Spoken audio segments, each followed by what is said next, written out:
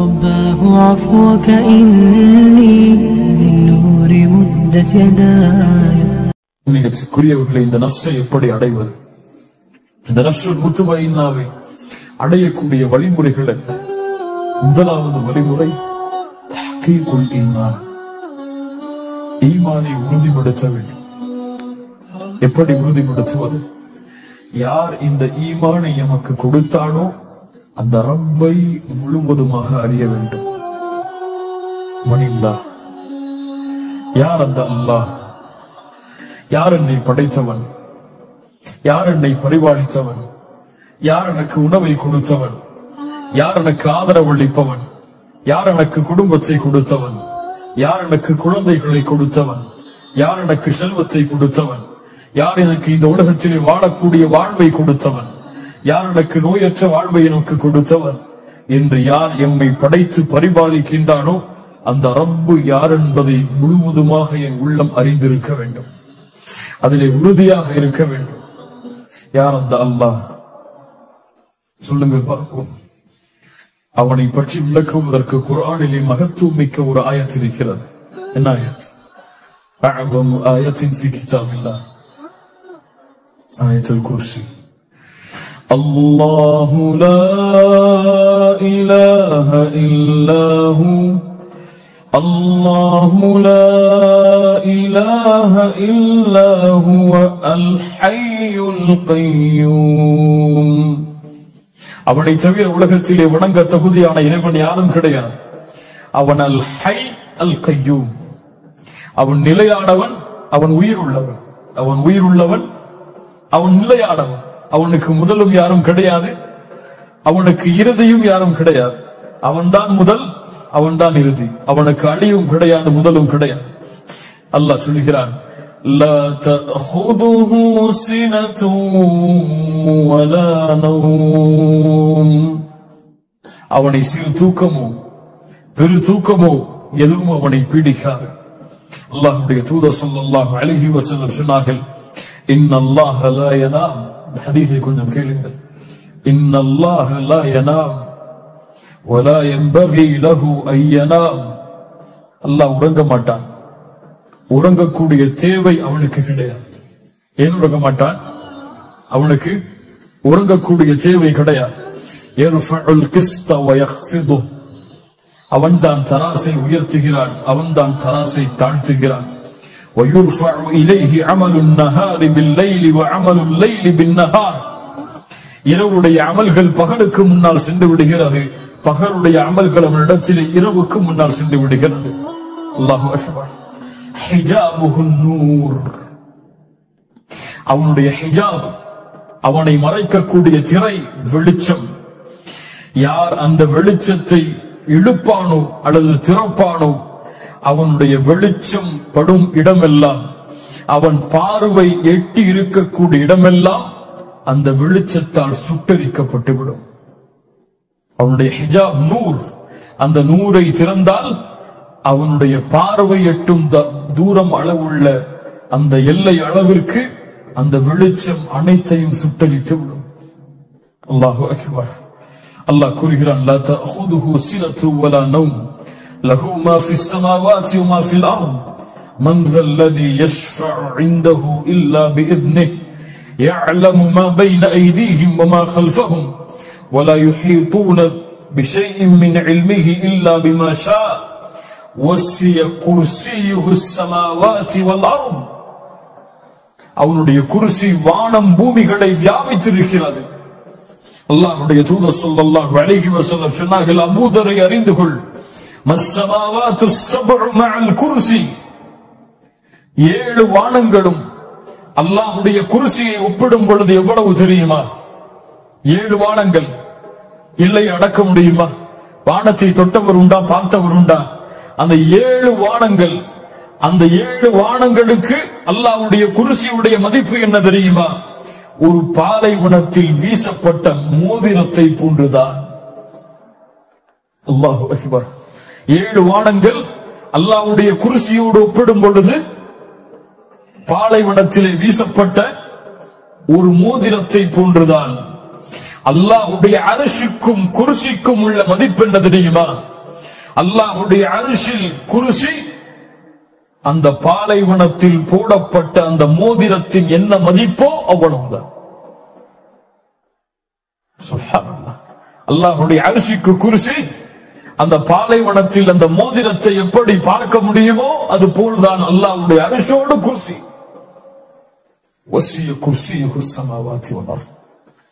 அந்த ரப், அவனுடைய நேசம், அவனுடைய முஹப்பத், அதோடு இந்த கல்பு திளைக்க வேண்டும். யாருடைய உள்ளத்தில் அல்லாஹ்வுடைய நேசம் குடிகொள்ளுமோ அவர்தான் தன்னுடைய நஃப்ஸை பரிசுத்தப்படுத்த முடியும். நஃப்ஸை அல்லாஹ்வுடைய முஹப்பத் இல்லாமல் பரிசுத்தப்படுத்த முடியாது. என் ரப்பு என்னை நேசிக்கிறான். யாருக்காவது தெரியுமா? நான் அல்லாஹ்வை நேசிக்கிறேன். எல்லோரும் சொல்லுவோம், எல்லாருமே சொல்லுவோமா இல்லையா? நான் அல்ல, என் ரப்ப நேசிக்கிறேன், என் அல்லாஹ் நேசிக்கிறேன். ஆனா என் ரப்பு என்ன நேசிக்கிறானா தெரியுமா நமக்கு?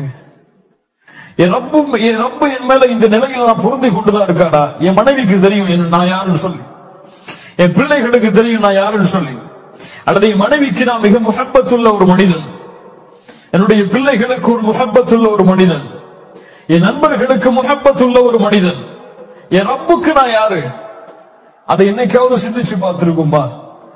அல்லாஹ்வுடைய முஹப்பத்தை அடைந்து விட்டால் போதும், உலகத்தில் எல்லாம் வெற்றிதான், மறுமையிலும் எல்லாம் வெற்றிதான். யாரை அல்லாஹ் நேசிக்கிறானோ அவர்களை அல்லாஹ் நரகத்திலே வீச மாட்டான். யாரை அல்லாஹ் நேசிக்கிறானோ அவர்களை அல்லாஹ் நரகத்திலே வீச மாட்டான். அல்லாஹ்வுடைய தூதர் ஸல்லல்லாஹு அலைஹி வஸல்லம் சொன்னார்கள், ஒரு அடியானை அல்லாஹ் நேசித்து விட்டால், ஒரு அடியானை அல்லாஹ் நேசித்து விட்டால் நாதா ஜிப்ரீலை அழைப்பான். யா ஜிப்ரீல், இன்னல்லாஹ் யுஹிப்பு ஃபுலான். அல்லாஹு அக்பர். ஜிப்ரீல், இந்த பெயர் கொண்ட அடியானை நான் நேசிக்கிறேன். சுப்ஹானல்லாஹ். அல்லாஹ் உங்களை நேசித்தான், அல்லாஹ் என்னை நேசித்தான். ஜிப்ரீலுக்கு அறிமுகப்படுத்துவான், இந்த மனிதனை நான் நேசிக்கிறேன் ஜிப்ரீல், நீங்கள் நேசியுங்கள். ஜிப்ரீல் அழைப்பார் வானத்தில் உள்ளவர்களை, யா அஹ்லஸ் ஸமா, வானத்தில் உள்ளவர்களை, இந்த அடியானை அல்லாஹ் நேசிக்கிறான், நானும் நேசிக்கிறேன், நீங்களும் நேசியுங்கள். வானத்தில் உள்ள எல்லா மலக்குகளும் அவனை நேசிப்பார்கள். அதற்கு பிறகு அந்த கட்டளை பூமியில் உள்ளவர்களுக்கு கொடுக்கப்படும். பூமியில் உள்ள எல்லோரும் அந்த முஃமினை நேசிப்பார்கள். ஒரு முஃமினை முனாஃபிக்கை தவிர யாரும் வெறுக்க மாட்டான். ஒரு முஃமினை முனாஃபிக்கை தவிர யாரும் வெறுக்க மாட்டான். ஒரு முஃமினை தான் முஃமின் என்று நினைத்துக் கொண்டிருப்பவன் வெறுத்தால் அவன் முஃமின் கிடையாது. சுப்ஹானல்லாஹ். ஒரு முஃமினை தானும் முஃமின் என்று நினைத்துக் கொண்டிருப்பவன் வெறுத்தால் அவன் முஃமின் கிடையாது. ஏன்? முஃமின்களை உலகமெல்லாம் நேசிக்கும்.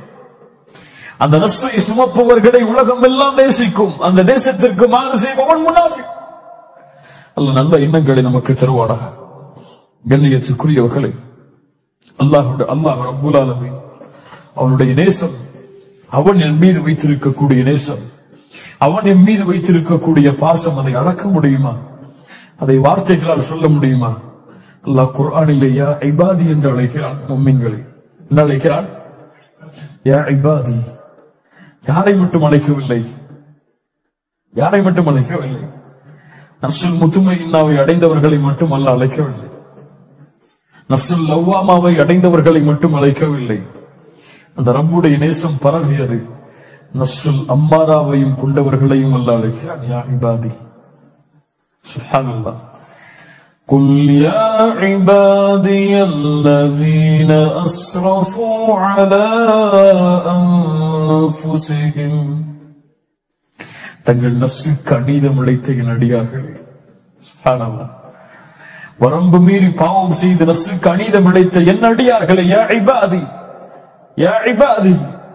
என்ன செய்ய வருகிறீர்கள்? என்ன சொல்ல வருகிறான் அல்லாஹ்? அநீதம் இழைத்து விட்டீர்கள், தண்டனையை கொடுப்பேன் என்று சொன்னாடா?